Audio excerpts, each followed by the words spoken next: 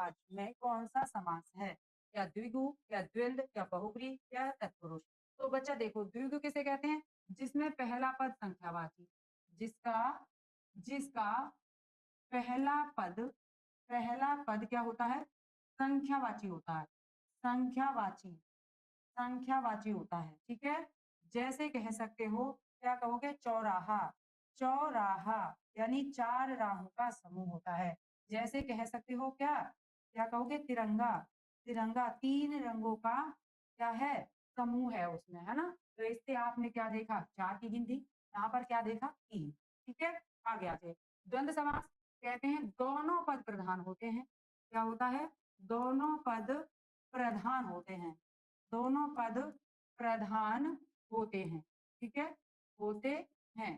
जैसे कहेंगे आप माता पिता, और दोनों पदों के बीच में योजक चिन्ह लगा होता है, ये द्वंद्व समास की पहचान होती है, ठीक है। जैसे भाई बहन, भाई बहन, ठीक है। जैसे आप कह सकते हो नदी नाले, नदी नाले।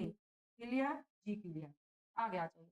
बहुब्री समास किसे कहते हैं? जिसमें कोई पद प्रधान नहीं होता, जिसमें जिसमें कोई पद प्रधान नहीं होता, कोई पद, या कह सकते हैं दोनों पद मिलकर, दोनों दोनों पद मिलकर मिलकर किसी तीसरे किसी तीसरे पद का संकेत करते हैं, संकेत करते हैं।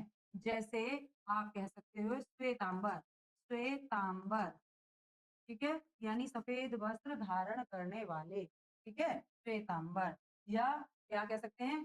श्वेतांबर यानी श्वेत वस्त्र धारण करने वाले, यानी कौन कहेंगे? आप कहेंगे सरस्वती, सरस्वती, ठीक है। वीणा पाणी, क्या कह सकते हो? वीणा पाणी, यानी कि वीणा पाणी, वीणा है पानी में जिसके, यानी कि जिसके हाथ में क्या है? वीणा। किसके? तो आप कहेंगे सरस्वती, ठीक है जी। तो आ गए आप क्या? राजकाज, यानी कि आप कहेंगे तत्पुरुष समास। क्या कहेंगे? राजकाज यानी राजा के कार्य, राजा के